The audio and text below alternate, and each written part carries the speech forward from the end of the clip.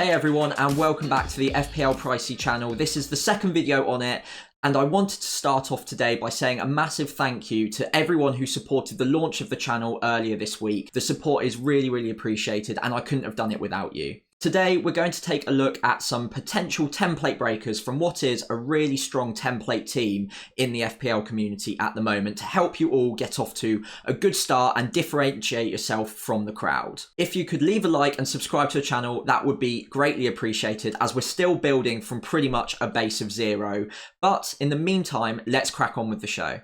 The purpose of today's video is to take a look at some players that might not be so highly fancied at the moment that could break that template over the first few weeks, or you could go with them from the start, be a bit differential and get ahead of the crowd. Now, Raheem Sterling is a fantastic example of this. There's good reason why he isn't highly owned at the moment. He had a bit of a tough time transitioning over to Chelsea over the past 12 months. As you can see, only 10 returns. Therefore, he's been reduced down to 7 million, which is one of the standout price drops in FPL this season. Despite all of that, he's still only 4% owned, so it really goes a long way as to show just how far he's fallen in our estimation. However, it is worth reminding everyone that he is a member of the 200 club 3 times over, and that was 3 times in a row as well. So this is a player with plenty of FPL pedigree. He even boasts a 35 return season, including 18 goals, 17 assists whilst at Man City.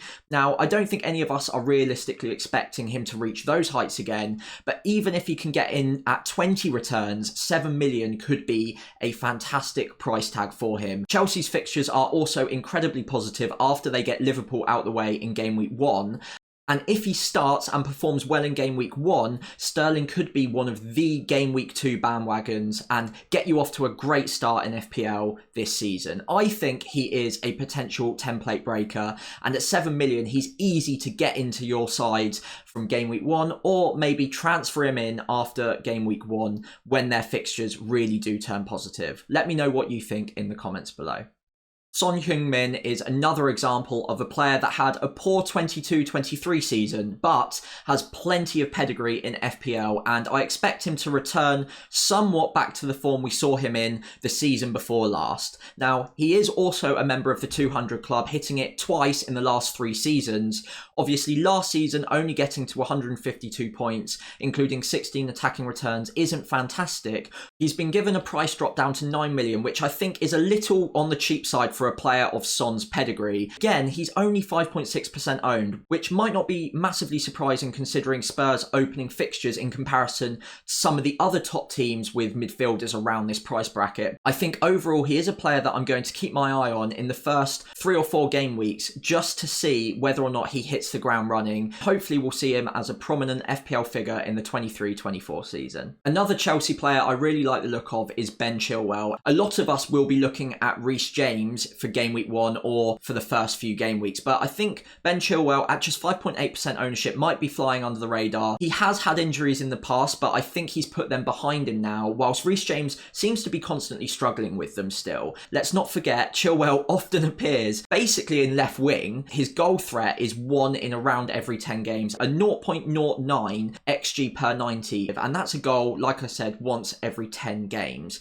His assist threat also helps to bolster those attacking returns at 0.15. The goals and assists and points tally from last season is obviously on the low side because of those injuries, and therefore he's being slightly overlooked in FPL this year. As I mentioned with Raheem Sterling, Chelsea have some great fixtures after Liverpool are out of the way in game week 1. I think he is an alternative to the likes of the popular pick of Luke Shaw at the moment at 5.5 million. Ben Chilwell is that slightly more attacking option, maybe not so many clean sheets in there. I'd expect slightly more attacking returns than I would from Luke Shaw. Phil Foden will undoubtedly be a fantastic pick at times this season, and we all know that he has the quality to be one of FPL's greatest players if he gets the minutes at Man City.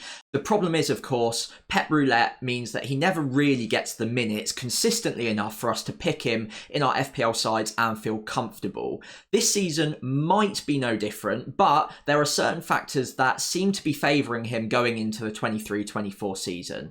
KDB is still seemingly injured, with Mahrez apparently out of the club in the transfer window. Foden could have more opportunities to start at a more regular rate. The fact that he's 11.3% owned means he's not a total differential, and I think that is in part due to the fact that he did get that price drop, which was surprising to a lot of the FPL community, down to 7.5 million. 142 points, including 11 goals and 7 assists, isn't a bad return at all, and considering the fact he had limited minutes last season, if he can boost those minutes, as you can see from the XG and XA per 90, he's getting an attacking return every other game overall. He could be a fantastic pick and a bit of a game breaker at 7.5 million.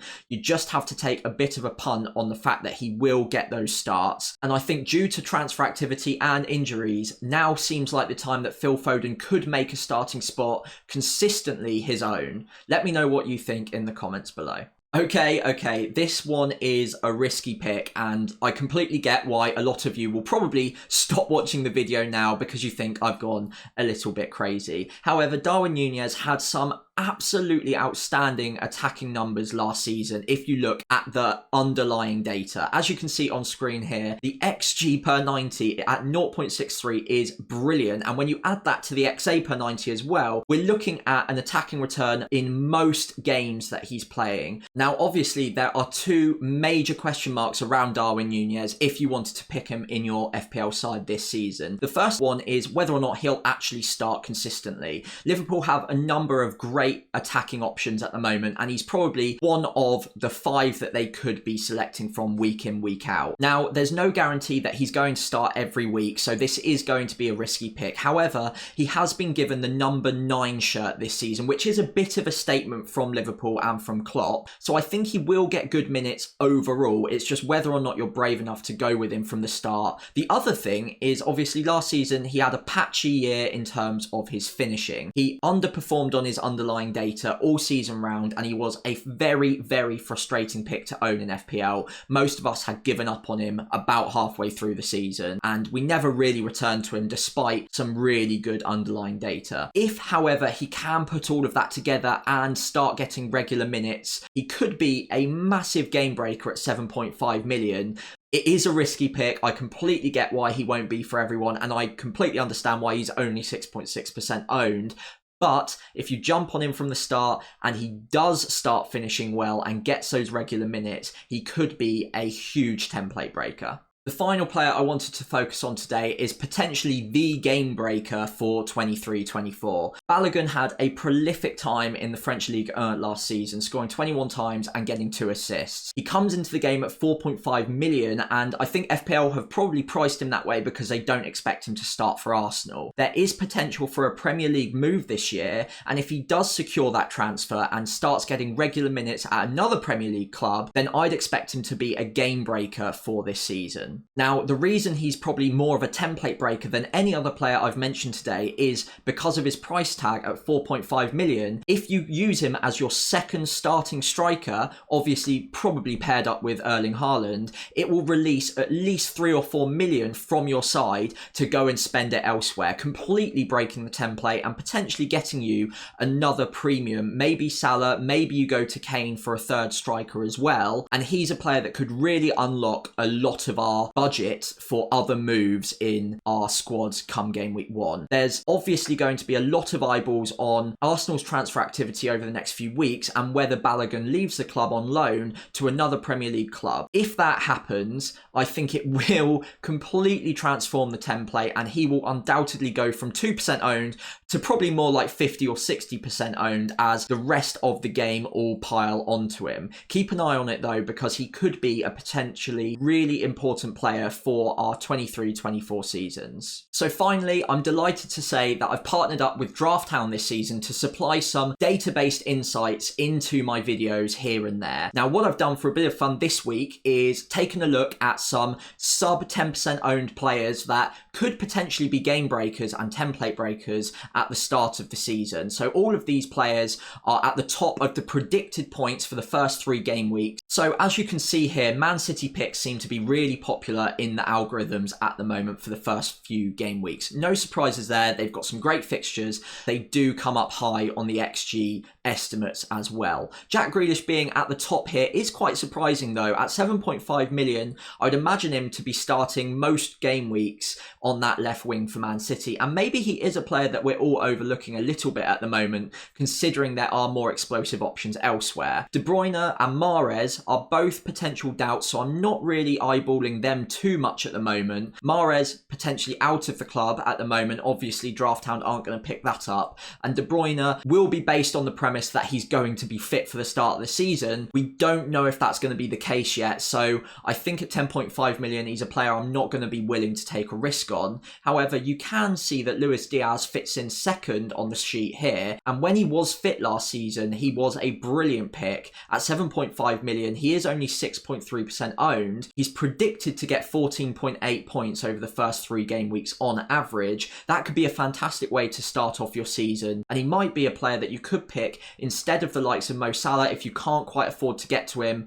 without ruining the rest of your team. Beyond that, you can see that Son and Darwin both feature strongly in this list, so it's good to see that some of my recommendations are at least appearing on this sheet. There are some other interesting picks here. The likes of Kulusevski and Mount both feature. Neither have been talked about much at all at the moment in terms of FPL, but could be interesting upside differentials if you were brave and went against the template. But if you do like the look of DraftHound, like I said, the link is in the description below, so do sign up, have a look around the website, and if you like it, then there is the option to go premium as well. But like I said, there is no obligation to do so.